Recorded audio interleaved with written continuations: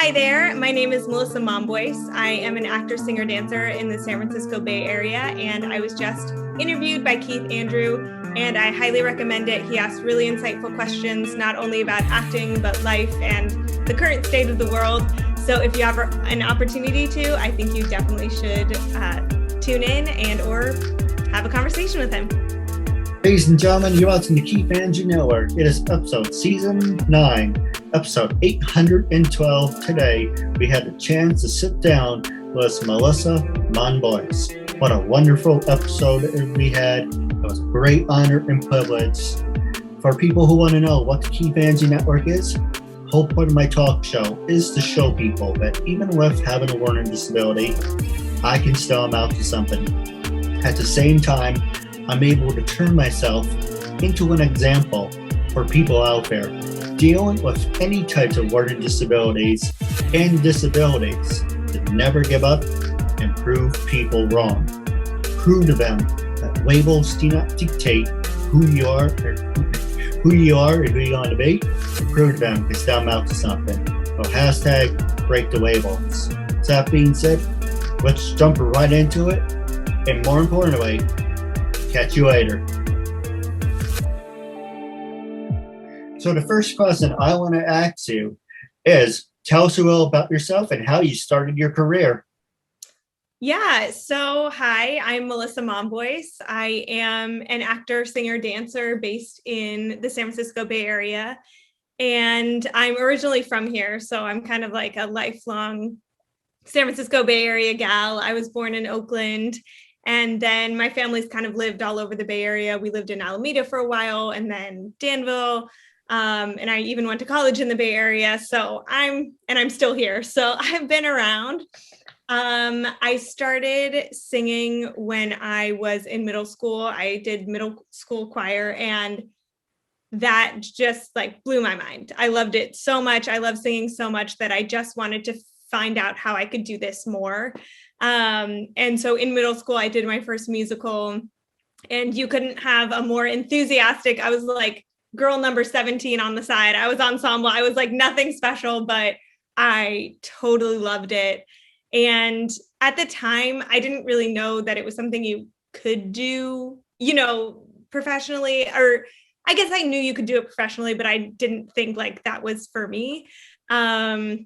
I just wanted to keep doing it in any capacity. So I did it in high school as well. But again, I didn't know that you could do it like seriously in high school. I just kind of did the school shows and church shows. And after that, I went to college and still didn't know like what I was doing with my life. I mean, who does? We're all still, figuring it out. But I was a communications major and theater major, and really was not passionate about the communications. I was in it, but I did not enjoy it. So I dropped the communications major and I was just a theater major. But while I was there, if we're having like a perfectly honest chat, I love doing musical theater. And that was not I didn't go to college specifically like for that theater program. I kind of went to college going, oh, I like this college and I like doing theater. So I kind of wound up there. But their focus was not musical theater. They did a couple of musicals like every other year. They had a musical theater minor. So I started helping out with the plays, and I'm a very type A person. I'm very good at organization. I was very good at stage managing because it's very like, you organize everyone. And I kind of got stuck in that rut. And I had a lot of teachers who'd never really seen me perform say, oh, you're not talented. You need to be a stage manager. You should not be on stage. I had multiple teachers tell me that when they hadn't even really seen what I could do.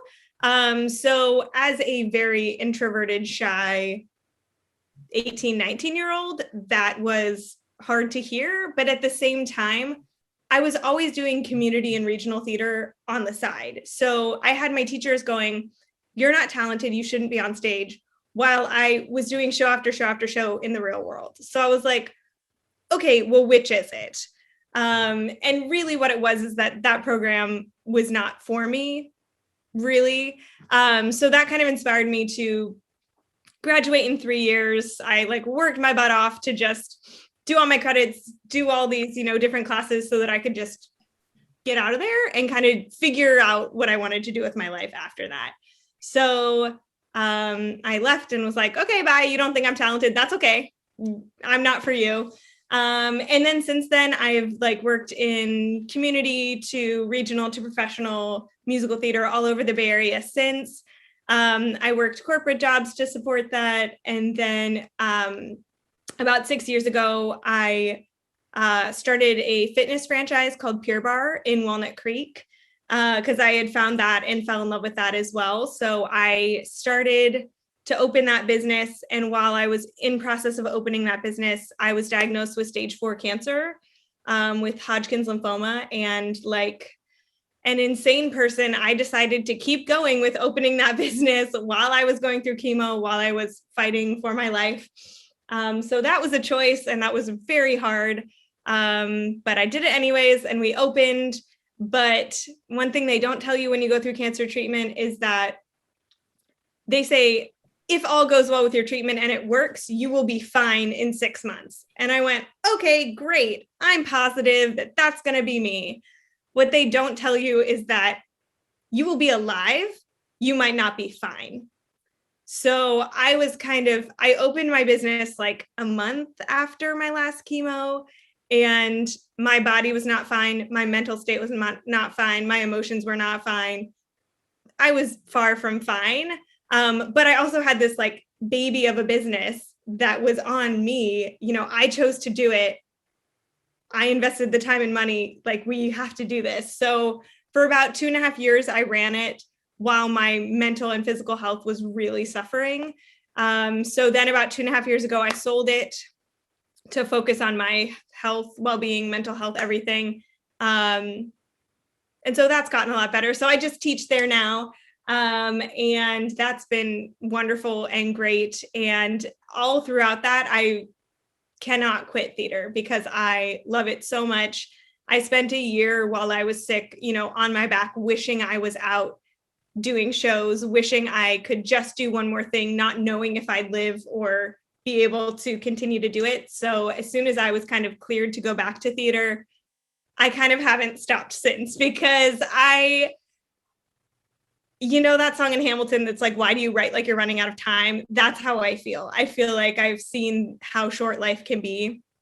And I just want to do as many projects, do as many things, meet as many people while I can, because we could all be hit by a bus tomorrow, so why not do what you want with the time that you have? So yeah, I just prattled on for a long time, but that's kind of where I am. And then the pandemic hit and I miss doing musical theater so much. No, I agree with you. You have to have the passion to do what you love. But the first thing I want to talk to you about is how you feel, and it's the cancer. I know cancer doesn't really go away. Are you in remission or? Yeah, so I've been in remission for about 5 years now, which means I can technically call myself a survivor. But like you said, the kind of worry and the possibility of relapse never really goes away. So I have, periodic scans. I know what I'm looking for, where tumors might pop up. So it's a constant, it's there in the back of your mind. And also one of the side effects of the chemotherapy that I was on is that it can cause cancer, a secondary cancer later in life. So it's the drug that saves your life might also kill you. So that's another thing to wrap your mind around. But I don't know, you can't be anything but like positive and hopeful with it, because if not, you'll go too deep down that other, edge. Yeah. So yeah. So thank you so much for asking, but I'm good for now, knock on wood over here. So yeah, I'm very grateful to be here and alive and cancer free. The reason I also bring it up is with the corona and everyone not wearing, or the jackasses not wearing their stupid masks where they're supposed to. Yeah. Do you feel that kind of puts you more at risk? Oh, absolutely. I'm definitely in the high risk category.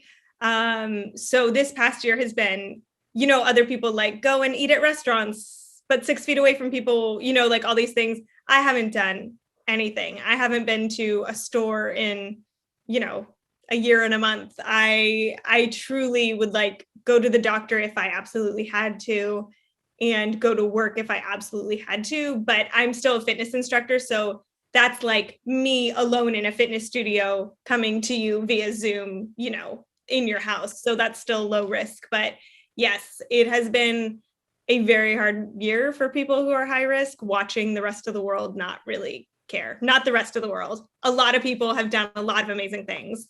But yeah, I am high risk. So I was able to get my second vaccine the other day. So we're doing it. We're getting closer. No, absolutely. Like I said, you can't fix stupid. Like in Nemo, it was a 2x4. Right. Totally. And it's just so frustrating, but there are a lot of good people doing a lot of good things and helping their fellow humans. So gotta I agree.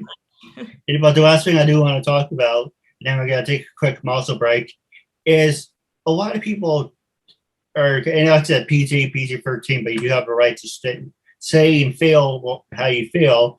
A lot of people are just full of shit and giving you a lot of mixed signals. So I give you an example. The health people are telling you, wear a mask, social distance. But then you have the jackasses like Cuomo and Mayor Blasio. Everything's open. Everything's fine. Want to go to school? Perfect. You want to go to here? Oh, yeah. By the way, there's a slight chance of you getting COVID-19, but hey, everything's back to normal. So it's kind of like on the right hand, you have, okay, social distance, wear a mask, but you're also telling people it's okay to do whatever they want. Where's the middle person? Where's the middle ground on that?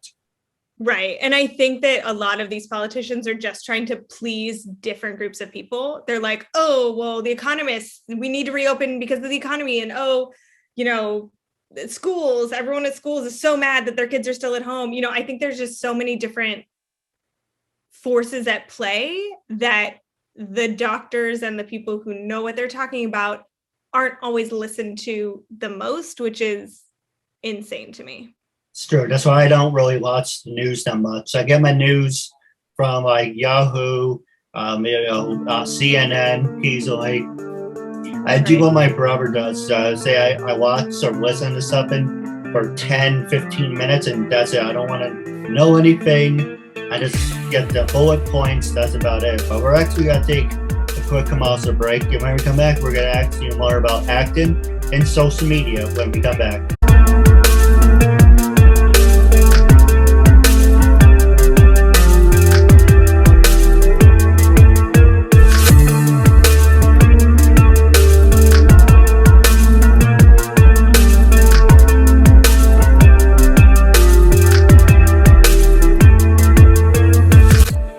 Ladies and gentlemen, welcome back to the KeithAndrewNetwork. I am here with the talented and beautiful Miss Melissa. Thank you for being with us.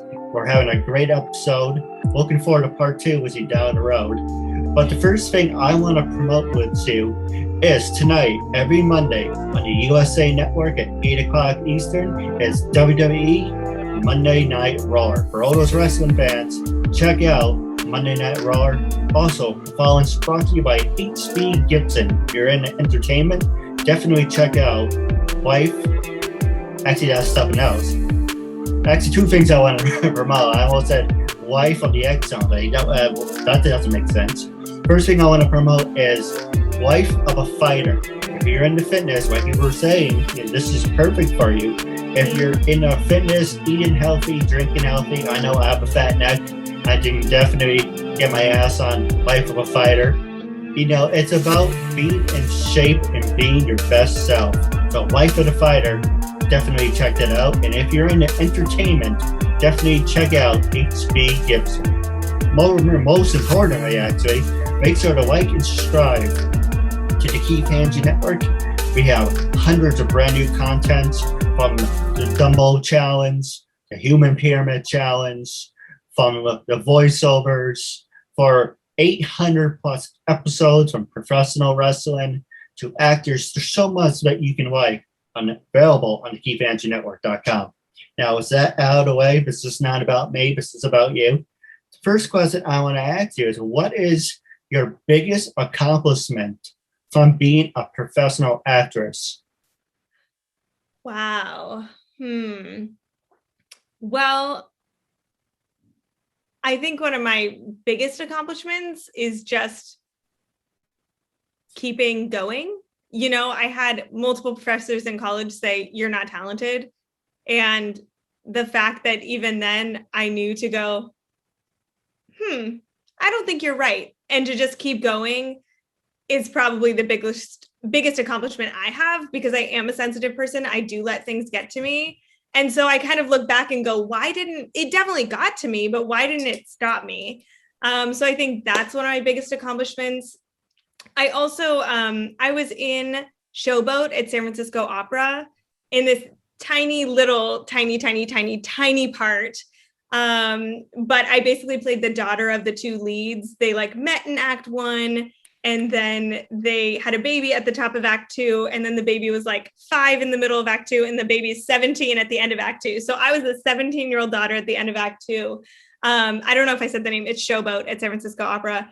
And again, tiny role, but just being able to be in that room.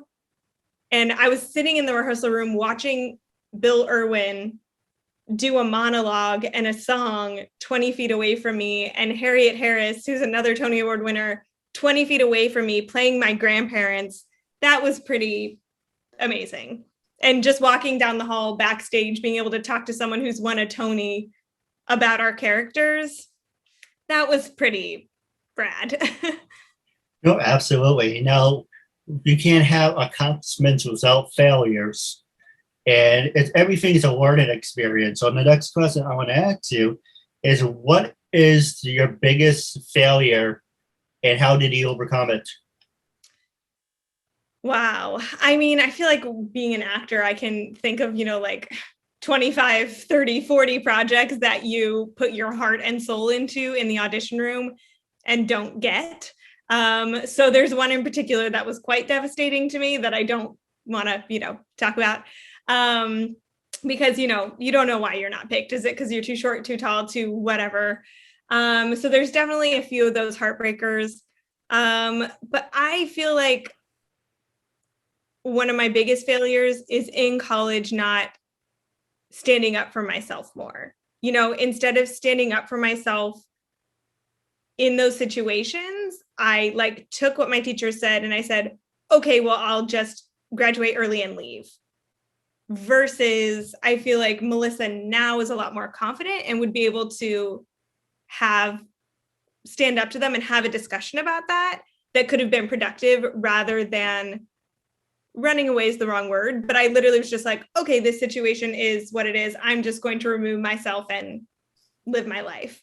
So I think that's definitely something I could have learned from. But again, 20-year-old me didn't know what I know now. No, absolutely. And I'm just looking down at the script. I'm not ignoring you or anything. But the other question I want to ask you is, how do you handle stress and being under pressure? I feel like this year that is the question.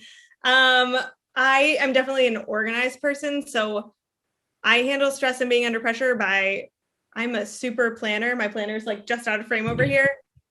To-do lists. And the more I have on my plate, the more I can get done, the sooner.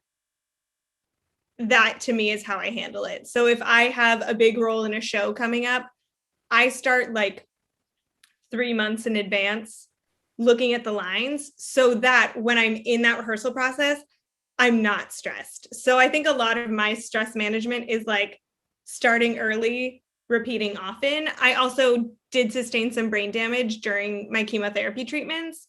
So there are parts of my brain that do not work as well as they used to. But I don't want that to stop me. I don't want any director to know that.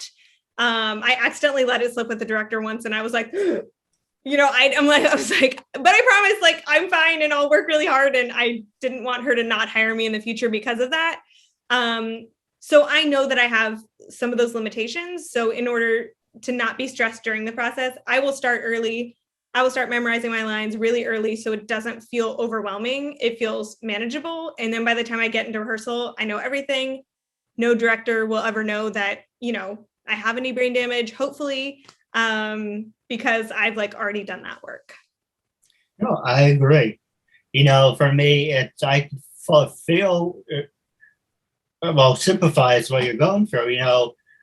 For me having a disability, a lot of people are like, when I first started the show, does he know what he's getting himself into? It's a lot of work. It is not a game. He's got to treat it like a game. You've seen his work history. He can't even hold down a job. So why should he do this? But it's all about proving to people you're capable of doing what you say you're doing. Right. Absolutely. Absolutely. And is that what helps keep you going? Because 800 plus episodes, that's amazing.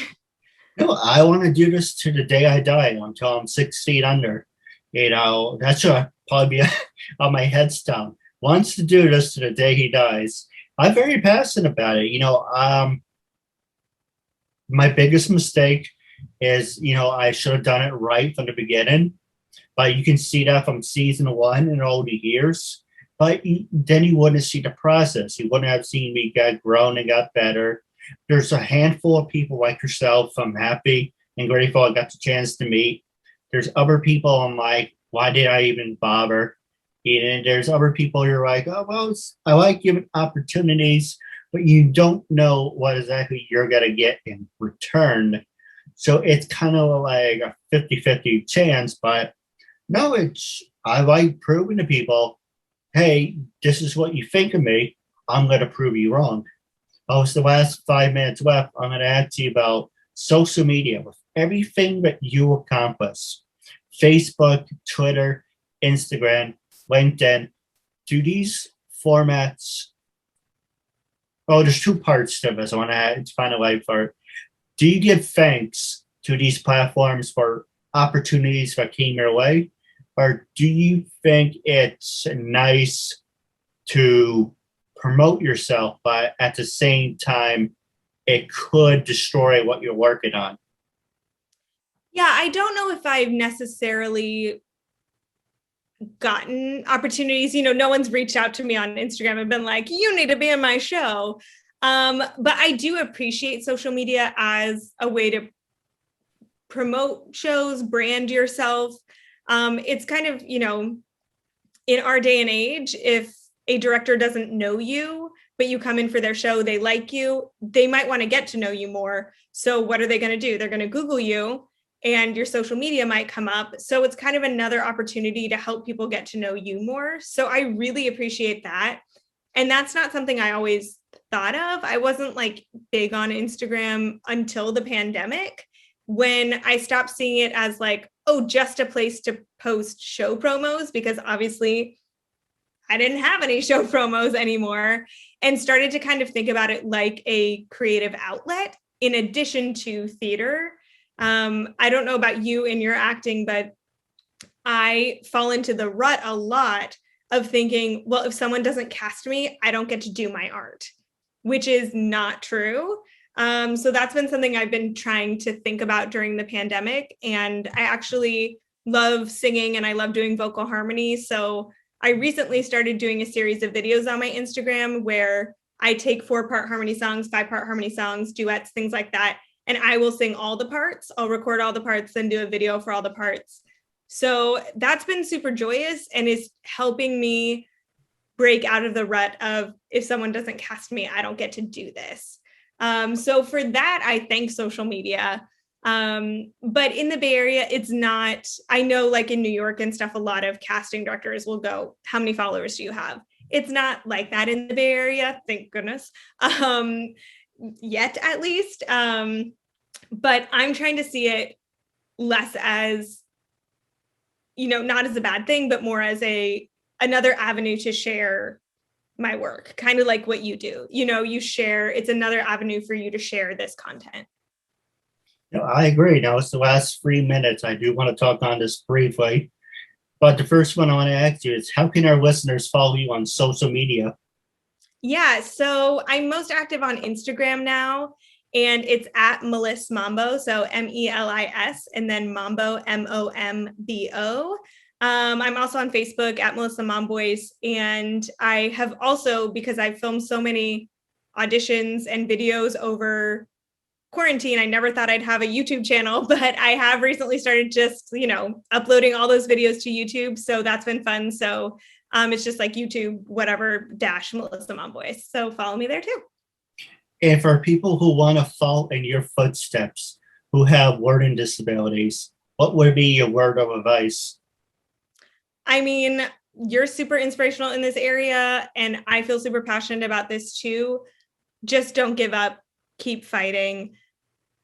I had so many people tell me you're not talented, but just keep going. You will find your people. You will find the people who you completely gel with and love working with them, who will believe in you. So just keep going until you find those people, because we all deal with so much rejection that if you let that get to you, you won't do this anymore. So keep fighting, keep going. You will find the people who believe in you. Absolutely. Wise words. And now I do have a couple. Oh, go ahead. I'm sorry. Oh, no, I was just saying, keep going. That's my advice, period. The end. I do have a lot of great ideas I want to talk to you about off the air. But wrapping up, I want you to be completely, brutally honest. When I first approached you to be a guest on my talk show, what was your first honest reaction? What made you say yes? And after being a guest, what would you say to your fans and friends about giving me an opportunity to be on my show? Yeah. So again, I wasn't like super active on Instagram when you kind of approached me the first time. And I don't know about you, but I do get a lot of like scammer messages. So I was like, who is this? Is this legit? What's happening? But then I looked you up and I was like, oh yeah, he's legit. But then I kind of forgot about the message for a while. And then thankfully you reached out to me again and I was like, oh yeah, absolutely. Let's do this. So first off, on the internet, had to make sure you were legit. But you were. Yeah. And so this has been great. I have really enjoyed being more active on Instagram, meeting people who I never would have met before. So this has been wonderful, and you're an amazing interviewer. So thanks for having me. No, the honor's all mine. And wrapping up, don't forget tonight on the USA Network, it's Monday Night Raw. Following's brought to you by HB Gibson. If you're into entertainment and video games, definitely check out HB Gibson. If you're into fitness, check out Life of a Fighter. Also, hashtag KeithAndrewNetWork. Wrapping up our show, it was a real honor and privilege having you as a guest. Thank you for your time, and I'm looking forward to part 2 down the road.